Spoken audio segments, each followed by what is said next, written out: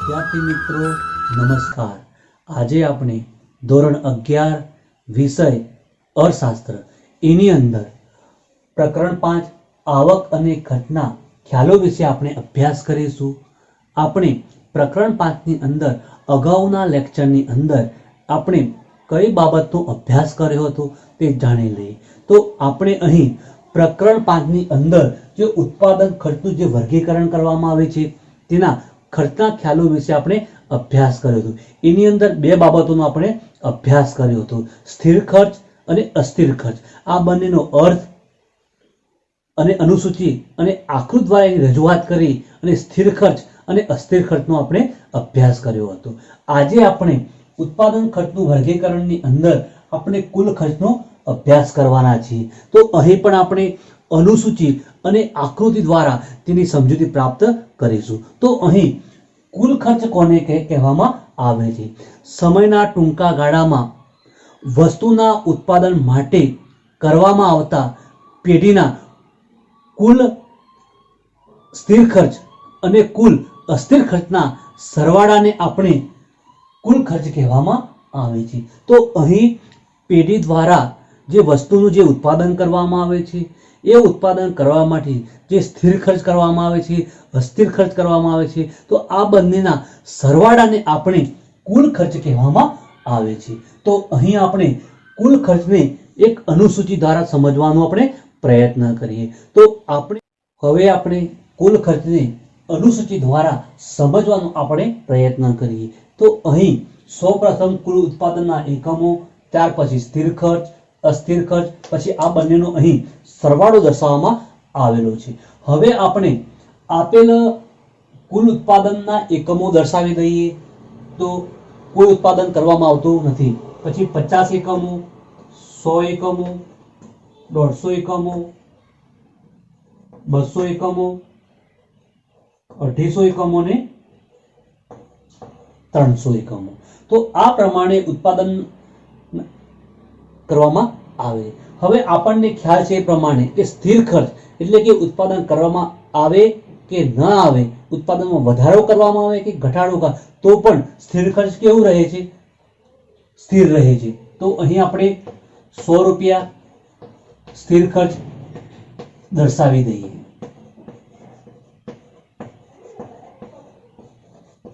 હવે એ જ પ્રમાણે અસ્થિર ખર્ચ, તો અસ્થિર ખર્ચની અંદર આપણે અહીં જોઈ શકીએ છીએ કે અસ્થિર ખર્ચ એટલે કે ઉત્પાદન વધતા વધે, ઉત્પાદન કરતા ઘટે, ઉત્પાદન નથી કરવામાં આવતું તો ઉત્પાદન ખર્ચ થતું નથી, તો અસ્થિર ખર્ચ થતું નથી, ઉત્પાદન કરવામાં આવતું નથી એટલે અસ્થિર ખર્ચ શૂન્ય જોવા મળે છે।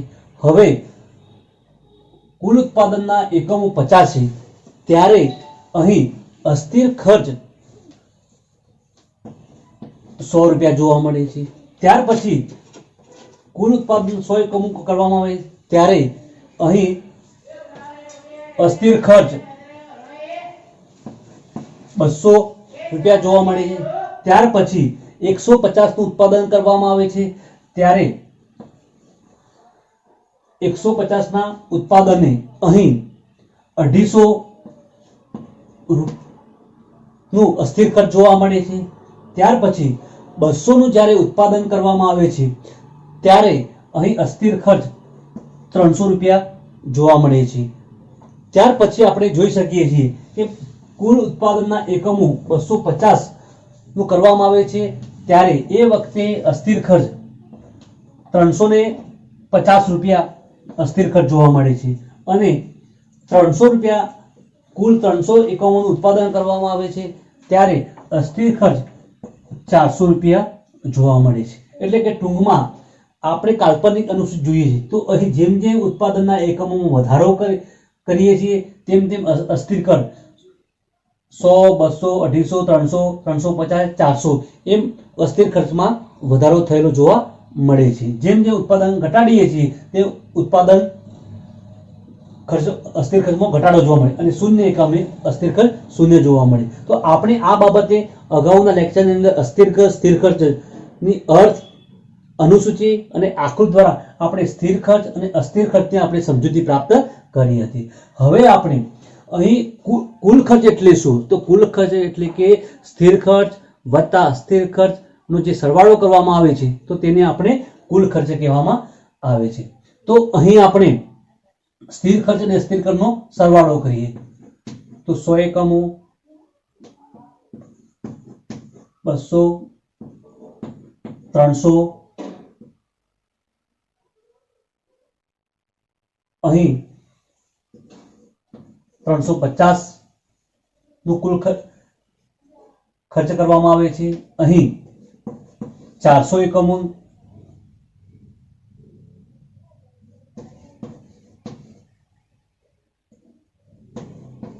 તો અહીં આપણે જોઈ શકીએ છીએ તો આ પ્રમાણે સ્થિર ખર્ચ અને અસ્થિર ખર્ચનો સરવાળો કરતા આપણને જ્યારે કુલ ઉત્પાદન કરવામાં આવતું નથી ત્યારે આપણને કુલ ખર્ચ 100 રૂપિયા પ્રાપ્ત થાય છે. જ્યારે કુલ 50 એકમોનું જ્યારે ઉત્પાદન કરવામાં આવે છે ત્યારે કુલ ખર્ચ 200 રૂપિયા થાય છે. 100 એકમોનું ઉત્પાદન કરવામાં આવે ત્યારે 300 એકમ રૂપિયા ખર્ચ થાય છે. 150 ના ઉત્પાદને 350 કુલ ખર્ચ પ્રાપ્ત થાય અને 200 રૂપિયા 200 નું જ્યારે ઉત્પાદન કરવામાં આવે છે ત્યારે કુલ ખર્ચ 400 એકમો પ્રાપ્ત થાય છે. અને કુલ ઉત્પાદન 250 એકમોનું જ્યારે ઉત્પાદન કરવામાં આવે છે ત્યારે કુલ ખર્ચ 450 એકમોનું કુલ ખર્ચ થાય છે. અને જ્યારે કુલ ઉત્પાદનના એકમો 300 હોય છે ત્યારે કુલ ખર્ચ 500 એકમો જોવા મળે છે. તો અહીં આ પ્રમાણે કાલ્પનિક અનુસૂચિ દ્વારા આપણે કુલ ખર્ચ સમજવાનો આપણે પ્રયત્ન કરી. એટલે કે અહીં સ્થિર ખર્ચ વત્તા અસ્થિર ખર્ચનો સરવાળો કરવાથી આપણને કુલ ખર્ચ પ્રાપ્ત થાય છે. હવે આપણે આ જ આકૃતિને આ જ અનુસૂચિને આપણે આકૃતિ દ્વારા રજૂઆત કરીએ તો અહીં આપણે જોઈ શકીએ છીએ કે ઉત્પાદનના એકમો OX ધરી પર દર્શાવવામાં આવે છે અને OY ધરી પર ખર્ચ દર્શાવવામાં આવેલું છે. તો અહીં આપણે સૌપ્રથમ તો X ધરી પર 1 સેમી બરાબર 50 એકમોનું ઉત્પાદન. તો અહીં આપણે 50, 100, 200, 250, 300 અને 350 એકમો આપણે અહીં દર્શાવીએ તો 50, 100, 150, 200, 250, 300 અને 350. તો આ પ્રમાણે આપણે 1 સેમી બરાબર 50 એકમોનું ઉત્પાદન દર્શાવવામાં આવે. તો એ પ્રમાણે Y ધરી પર 1 સેમી બરાબર 100 રૂપિયાનું કુલ ખર્ચ દર્શાવવામાં આવેલું છે. તો અહીં આપણે 100, 200, 300, 400, 500, 600 અને 700. તો આ પ્રમાણે અહીં આપણે દર્શાવીએ. હવે આપણે જોઈ શકીએ છીએ કે સૌપ્રથમ આપણે સ્થિર ખર્ચ દર્શાવી દઈએ. તો સ્થિર ખર્ચ કેટલું જોવા મળે છે? 100 રૂપિયાનું. તો હંમેશા આપણને ખ્યાલ છે એ પ્રમાણે કે સ્થિર ખર્ચની રેખા OX ધરીને સમાંતર હોય છે.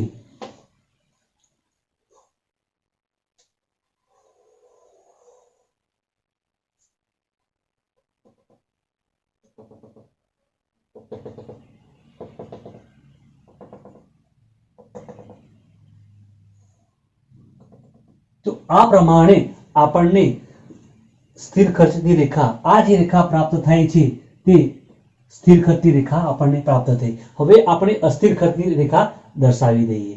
તો અહીં આપણને કોઈ પણ એકમોનું ઉત્પાદન કરવામાં આવતું નથી ત્યારે એ પણ અહીં જોવા મળે છે. હવે 50 એકમોનું ઉત્પાદન કરવામાં આવે છે ત્યારે આપણને 100 એકમો જોવા મળે છે, કુલ ખર્ચ જોવા મળે છે. હવે 100 એકમોનું જ્યારે ઉત્પાદન કરવામાં આવે છે ત્યારે આપણને 200 રૂપિયા અસ્થિર ખર્ચ પ્રાપ્ત થાય છે. હવે 150 એકમોનું ઉત્પાદન કરવામાં આવે છે ત્યારે આપણને અહીં 250 રૂપિયા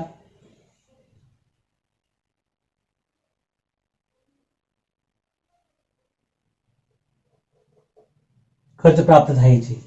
200 એકમોનું ઉત્પાદન કરવામાં આવે છે ત્યારે 300 રૂપિયા નું ખર્ચ થાય છે. હવે 250 એકમોનું ઉત્પાદન કરવામાં આવે છે ત્યારે અસ્થિર ખર્ચ 350 જોવા મળે છે. તો 250 ને અસ્થિર ખર્ચ વચ્ચે લઈ લઈએ, 400 ને 300 ની વચ્ચે 350. હવે એ જ પ્રમાણે કુલ ઉત્પાદન 300 એકમોનું કરવામાં આવે ત્યારે અસ્થિર ખર્ચ 400 રૂપિયા થાય છે. તો અહીં આપણે 300 એકમો જોઈએ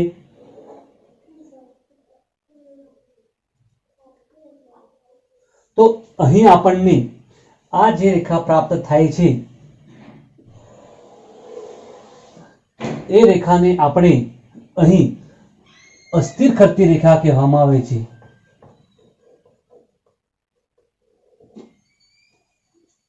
હવે આપણે આ જ બાબતને આપણે સ્થિર ખર્ચ અને અસ્થિર ખર્ચ બંનેનો સરવાળો કરવાથી આપણને જે રેખા પ્રાપ્ત થાય છે તેને આપણે કુલ ખર્ચની રેખા કહેવામાં આવે છે.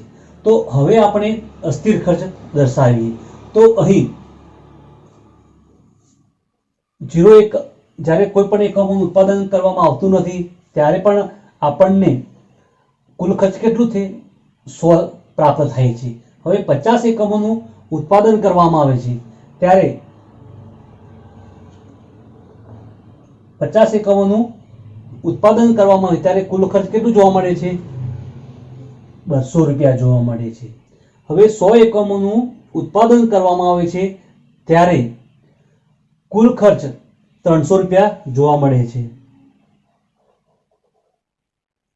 હવે 150 એકમોનું ઉત્પાદન કરવામાં આવે છે ત્યારે 350 તો અહીં આપણે લઈ લઈએ કુલ ખર્ચ જોવા મળે છે. 200 એકમે કુલ ખર્ચ 400 રૂપિયા જોવા મળે છે.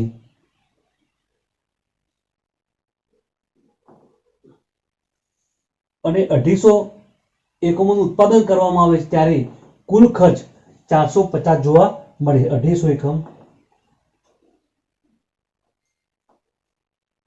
જોવા મળે છે અને 300 એકમોનું જ્યારે ઉત્પાદન કરવામાં આવે છે ત્યારે 500 રૂપિયા કુલ ખર્ચ જોવા મળે છે. તો 300 એકમનું ઉત્પાદન કરતા 500 રૂપિયા આપણને કુલ ખર્ચ પ્રાપ્ત થાય છે. તો અહીં આપણને આ જે રેખા પ્રાપ્ત થઈ તો તે રેખાને આપણે કુલ ખર્ચ રેખા કહેવામાં આવે છે અને આ રેખાને આપણે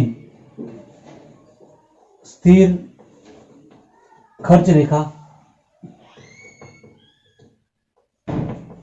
કહેવામાં આવે છે.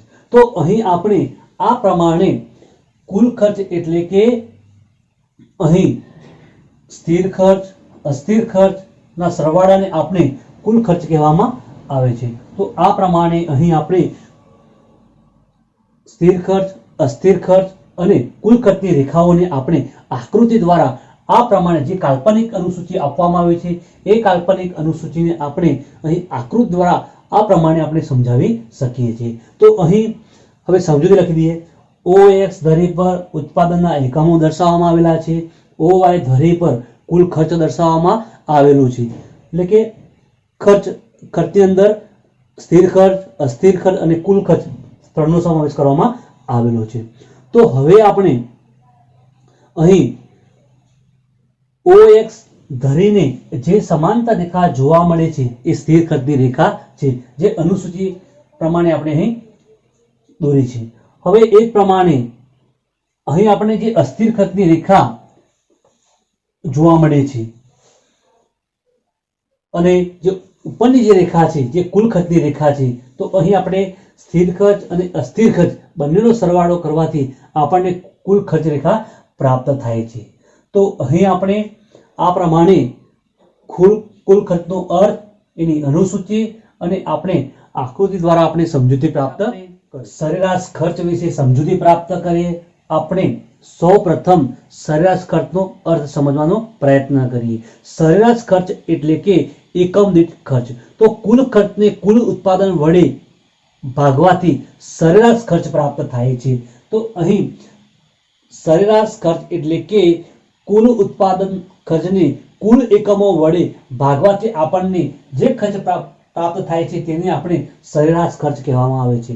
સરેરાશ ખર્ચ એ અસ્થિર ખર્ચ, સરેરાશ અસ્થિર ખર્ચ અને સરેરાશ સ્થિર ખર્ચના સરવાળાને પણ આપણે સરેરાશ ખર્ચ કહેવામાં આવે છે. તો અહીં આપણે એક કાલ્પનિક અનુસૂચિ દ્વારા સરેરાશ ખર્ચને સમજવાનો આપણે પ્રયત્ન કરીએ. તો અહીં ઉત્પાદનના એકમો દર્શાવી દઈએ, કુલ ખર્ચ અને સરેરાશ ખર્ચ દર્શાવીએ. તો અહીં ઉત્પાદનના એકમોને કુલ ખર્ચ વડે ભાગવાથી આપણને સરેરાશ ખર્ચ પ્રાપ્ત થશે.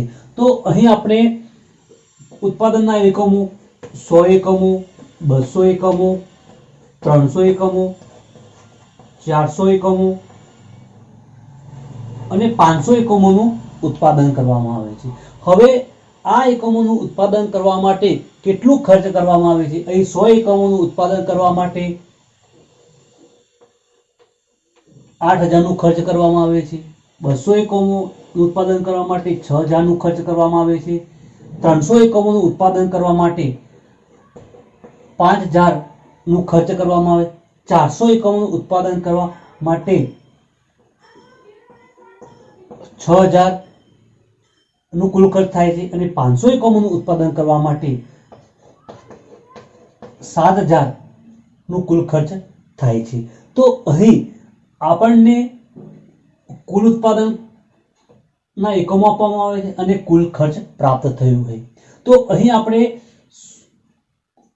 સરેરાશ ખર્ચ એટલે કે કુલ ખર્ચને કુલ ઉત્પાદનના એકમો વડે ભાગવાથી આપણને સરેરાશ ખર્ચ પ્રાપ્ત થાય છે. તો અહીં આપણે કુલ ખર્ચને કુલ ઉત્પાદનના એકમો વડે ભાગી દઈએ. તો અહીં આપણે જોઈ શકીએ છીએ કે કુલ ખર્ચ 8,000 આપવામાં આવે છે અને ઉત્પાદન એકમો 100 છે. તો આપણને સરેરાશ ખર્ચ કેટલું પ્રાપ્ત થાય? તો 80 રૂપિયા પ્રાપ્ત થાય. એ જ પ્રમાણે કુલ ખર્ચ કેટલું? 6,000 આપવામાં આવ્યું છે. હવે ઉત્પાદનના એકમો કેટલા છે? તો 200. તો અહીં આપણને 60 રૂપિયા સરેરાશ ખર્ચ પ્રાપ્ત થાય. તો એ જ પ્રમાણે અહીં આપણે જોઈ શકીએ છીએ કે કુલ ખર્ચ 5,000 છે. તો એને આપણે 300 વડે ભાગતા આપણને અહીં 50 રૂપિયા ખર્ચ પ્રાપ્ત થાય છે. એ જ પ્રમાણે 400 એકમોનું ઉત્પાદન કરવામાં આવે છે અને કુલ ખર્ચ 6,000 છે. 6,000 ને આપણે 400 વડે ભાગતા આપણને 40 રૂપિયા પ્રાપ્ત 60 રૂપિયા પ્રાપ્ત થશે. તો એ જ પ્રમાણે એકમો કેટલા છે? અહીં 500 એકમોનું ઉત્પાદન કરવામાં આવ્યું છે અને કુલ ખર્ચ 700 છે. તો 7,000 ભાગ્યા 500 કરશો એટલે કે આપણને 70 રૂપિયા પ્રાપ્ત થશે. એટલે કે સરેરાશ 70 રૂપિયા ખર્ચ પ્રાપ્ત થશે. તો આ પ્રમાણે 80, 60, 50, 60 અને 70. તો અહીં કુલ ખર્ચને કુલ ઉત્પાદનના એકમો વડે ભાગતા આપણને જે ખર્ચ પ્રાપ્ત થાય છે તેને આપણે સરેરાશ ખર્ચ કહેવામાં આવે છે. તો અહીં આપણે આ સરેરાશ ખર્ચને આપણે એક આકૃતિ દ્વારા દર્શાવી દઈએ. તો અહીં આપણે જે સરેરાશ ખર્ચ એટલે કે એકમ દીઠ ખર્ચ, અહીં કુલ ખર્ચને ઉત્પાદનના એકમો વડે ભાગતા જે પ્રાપ્ત થાય છે તેને સરેરાશ ખર્ચ કહેવામાં આવે છે. તો અહીં આપણે એક કાલ્પનિક અનુસૂચિ દ્વારા સરેરાશ ખર્ચની સમજૂતી પ્રાપ્ત કરી. હવે આપણે આ સરેરાશ ખર્ચની અનુસૂચિને આપણે આકૃતિ દ્વારા સમજવાનો આપણે પ્રયત્ન કરીએ. તો અહીં OX ધરી પર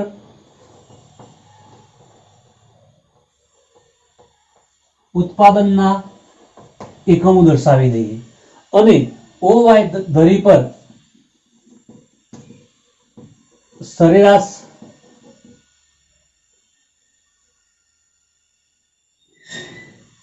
ખર્ચ દર્શાવી દઈએ.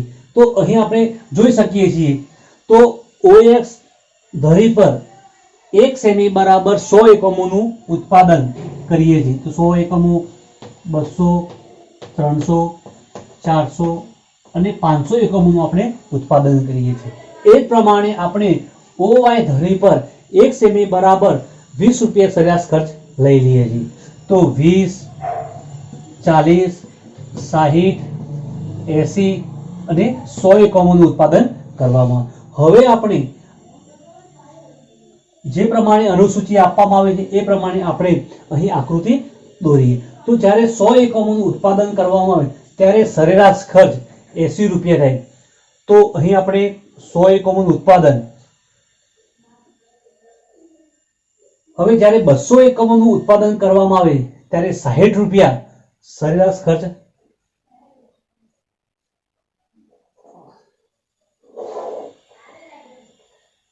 પ્રાપ્ત થાય છે. હવે 300 એકમોનું ઉત્પાદન કરવામાં આવે ત્યારે 50 રૂપિયા આપણને સરેરાશ ખર્ચ પ્રાપ્ત થાય છે. તો અહીં આપણે 60 અને 50 ની વચ્ચે લઈ લઈએ, 40 અને 50 ની વચ્ચે આપણે અહીં 50 રૂપિયા લઈ લઈએ. હવે ઉત્પાદનના 400 એકમોનું ઉત્પાદન કરવામાં આવે છે ત્યારે સરેરાશ ખર્ચ 60 રૂપિયા. તો અહીં આપણે 60 રૂપિયા દર્શાવીએ. હવે ઉત્પાદનના એકમો 500 એકમોનું ઉત્પાદન કરવામાં આવે ત્યારે સરેરાશ ખર્ચ 70 રૂપિયા આપણને પ્રાપ્ત થાય છે. 500 એકમે 70 રૂપિયા તો આપણે અહીં લઈ લઈએ. તો અહીં આપણે આ બિંદુઓને જોડતા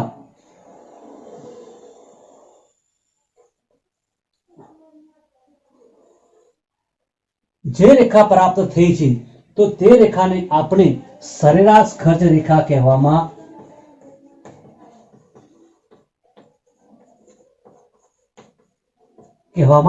આવે છે. તો અહીં આપણે આ બિંદુઓને જોડતા જે રેખા પ્રાપ્ત થઈ તે રેખાને આપણે સરેરાશ ખર્ચ કહેવામાં આવે છે. હવે આપણે સરેરાશ ખર્ચની આકૃતિની સમજૂતી પ્રાપ્ત કરીએ તો અહીં OX ધરી પર ઉત્પાદનના એકમો, OY ધરી પર સરેરાશ ખર્ચ દર્શાવવામાં આવ્યો છે. હવે આપણે જે પ્રમાણે અનુસૂચિ આપવામાં આવી છે તે પ્રમાણે અહીં આપણે આકૃતિમાં રજૂઆત કરીએ તો અહીં આપણે જોઈ શકીએ છીએ કે શરૂઆતની અંદર સરેરાશ ખર્ચ રેખા જ્યારે 100 એકમોનું ઉત્પાદન કરવામાં આવે છે ત્યારે સરેરાશ ખર્ચ 80 રૂપિયા થાય છે. 200 એકમોનું ઉત્પાદન કરવામાં આવે છે ત્યારે સરેરાશ ખર્ચ 60 રૂપિયા પ્રાપ્ત થાય છે. તે જ પ્રમાણે 300 એકમોનું ઉત્પાદન કરવામાં આવે છે ત્યારે સરેરાશ ખર્ચ 50 રૂપિયા પ્રાપ્ત થાય છે. તો અહીં આપણે જોઈ શકીએ છીએ કે 100 એકમોથી માંડીને 300 એકમોનું જ્યારે ઉત્પાદન કરવામાં આવે છે ત્યારે સરેરાશ જે ખર્ચ રેખા છે તે ડાબી બાજુથી જમણી બાજુ નીચે તરફ ઢળે છે. એટલે કે આ જે રેખા જોવા મળે છે તે ઋણ ઢાળવાળી જોવા મળે છે. હવે જ્યારે ઉત્પાદનના એકમો 400 એકમોનું ઉત્પાદન કરવામાં આવે છે ત્યારે સરેરાશ ખર્ચ 60 રૂપિયા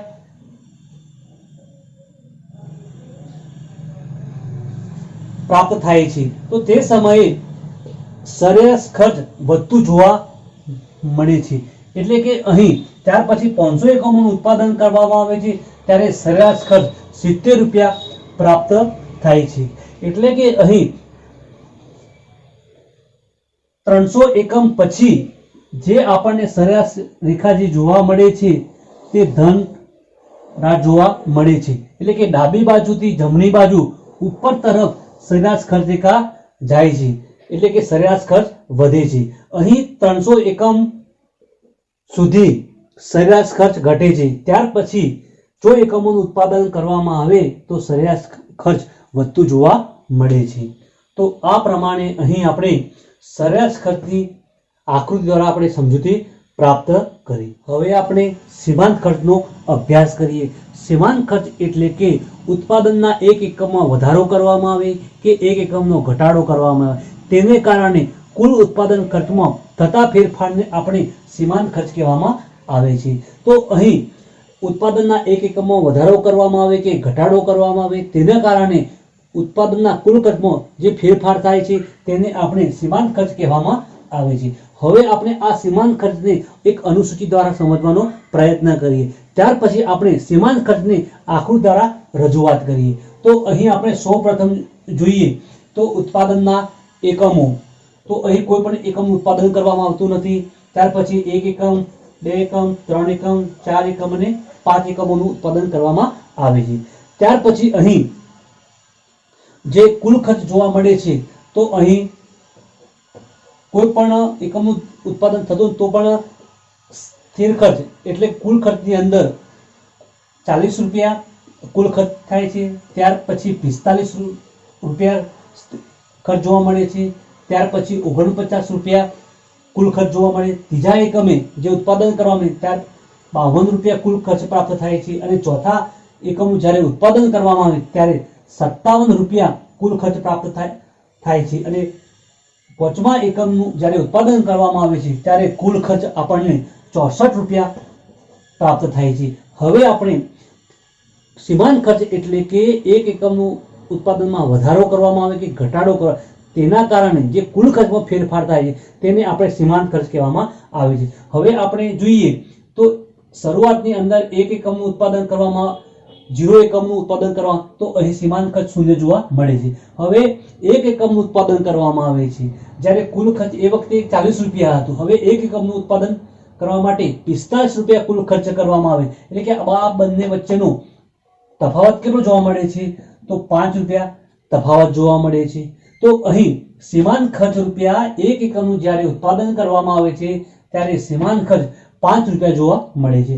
હવે બીજા એકમનું ઉત્પાદન કરવામાં આવે છે ત્યારે કુલ ખર્ચ 49 રૂપિયા જોવા મળે છે.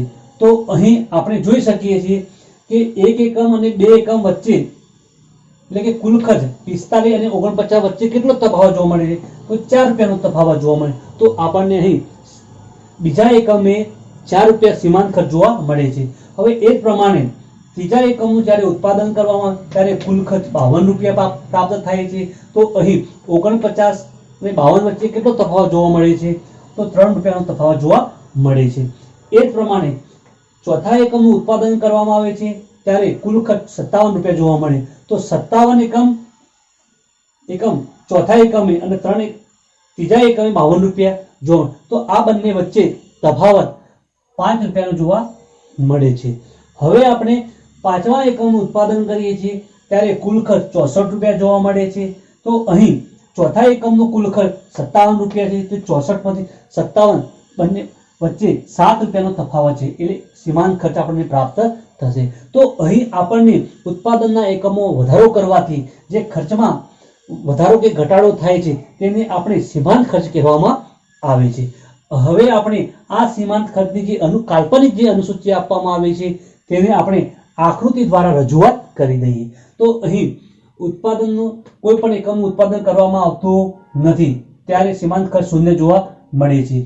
હવે ઉત્પાદનના એક એકમનું ઉત્પાદન કરવામાં આવે ત્યારે 5 એકમ સીમાંત ખર્ચ પ્રાપ્ત થાય. જ્યારે એક એકમનું ઉત્પાદન કરવા માટે સીમાંત ખર્ચ 5 રૂપિયા પ્રાપ્ત થાય છે. બીજા એકમનું ઉત્પાદન કરવા માટે સીમાંત ખર્ચ 4 રૂપિયા પ્રાપ્ત થાય છે. ત્રીજા એકમનું ઉત્પાદન કરવા માટે સીમાંત ખર્ચ 3 રૂપિયા પ્રાપ્ત થાય છે, અને ચોથા એકમનું ઉત્પાદન કરવા માટે 5 રૂપિયા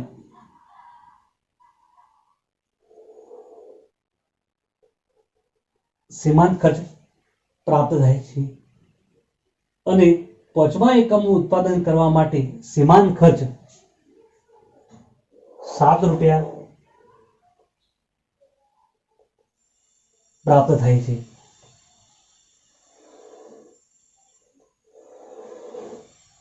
તો અહીં આપણને જે રેખા પ્રાપ્ત થઈ તે રેખાને આપણે સીમાંત ખર્ચ રેખા કહેવામાં આવે છે. તો અહીં સરેરાશ ખર્ચની રેખા એ યુ આકારની હતી અને સીમાંત ખર્ચની રેખા એ હોકી સ્ટિક આકારની અથવા વી આકારની જોવા મળે છે. તો અહીં આપણે ટૂંકો પ્રશ્ન ઘણીવાર પૂછવામાં આવે છે કે સરેરાશ ખર્ચની રેખા કયા આકારની જોવા મળે છે તો યુ આકારની જોવા મળે છે, જ્યારે સીમાંત ખર્ચની રેખા હોકી સ્ટિક આકારની જોવા મળે છે અથવા તો વી આકારની જોવા મળે છે. તો અહીં આપણને સીમાંત ખર્ચ ની સમજૂતી અહીં કાલ્પનિક અનુસૂચિને આપણે આકૃતિ દ્વારા દર્શાવી. હવે આપણે સીમાંત ખર્ચને આકૃતિ દ્વારા સમજવાનો પ્રયત્ન કરીએ. તો OX ધરી પર ઉત્પાદનના એકમો દર્શાવવામાં આવેલા છે. OY ધરી પર અહીં સીમાંત ખર્ચ દર્શાવવામાં આવેલું છે. હવે આપણે જોઈ શકીએ છીએ કે શરૂઆતની અંદર એટલે કે એક એકમનું ઉત્પાદન કરવામાં આવે છે ત્યારે સીમાંત ખર્ચ 5 રૂપિયા પ્રાપ્ત થાય. બીજા એકમનું ઉત્પાદન કરવામાં આવે છે ત્યારે 4 રૂપિયા સીમાંત ખર્ચ પ્રાપ્ત થાય છે. ત્રીજા એકમનું ઉત્પાદન કરવામાં આવે છે ત્યારે સીમાંત ખર્ચ 3 રૂપિયા પ્રાપ્ત થાય છે. એટલે કે શરૂઆતની અંદર સીમાંત ખર્ચ રેખા ડાબી બાજુથી જમણી બાજુ નીચે તરફ ઢળે છે એટલે કે ઋણ ઢાળ ધરાવે છે. હવે ત્રીજા એકમ પછી જ્યારે ચોથા એકમનું ઉત્પાદન કરવામાં આવે છે ત્યારે સીમાંત ખર્ચ એકદમ ઝડપથી વધે છે. એટલે કે સીમાંત ખર્ચની રેખા ડાબી બાજુથી જમણી બાજુ ઉપર તરફ જાય છે એટલે કે ધન ઢાળ ધરાવે છે. એટલે કે પછી ત્યાર પછી સીમાંત ખર્ચ ઝડપથી વધે છે. એટલે કે અહીં ત્રીજા એકમે 3 રૂપિયા 3 એકમોનું ઉત્પાદન કરવા માટે સીમાંત ખર્ચ 3 રૂપિયા થાય છે. તો તે એકમ એ સમતુલા અથવા લઘુત્તમ સપાટીનું બિંદુ છે. એટલે કે એ એકમે પછી ત્યાર પછી જો ઉત્પાદન કરવામાં આવે તો સીમાંત ખર્ચ ઝડપથી વધે છે. તો અહીં આ પ્રમાણે આપણે સીમાંત ખર્ચની સમજૂતી પ્રાપ્ત કરી અને આપણને જે રેખા પ્રાપ્ત થઈ એ હોકી સ્ટિક આકારની રેખા પ્રાપ્ત થઈ છે. તો અહીં ત્રીજા એકમ એ લઘુત્તમ સપાટીનું બિંદુ કહેવામાં આવે છે. એટલે કે 3 એકમોનું ઉત્પાદન કરવા માટે સીમાંત ખર્ચ 3 રૂપિયા થાય છે. ત્યાર પછી જો એકમોનું ઉત્પાદન વધારવામાં આવે તો સીમાંત ખર્ચ એકદમ ઝડપથી વધતું જોવા મળે છે. આજે આપણે કુલ ખર્ચ, સીમાંત ખર્ચ અને સરેરાશ ખર્ચ વિશે આપણે અભ્યાસ કર્યો. હવે આપણે આવતા લેક્ચરની અંદર સીમાંત ખર્ચ અને સરેરાશ ખર્ચ વચ્ચેનો સંબંધ અને આવકના ખ્યાલો વિશે આપણે સમજૂતી પ્રાપ્ત કરીશું. ધન્યવાદ.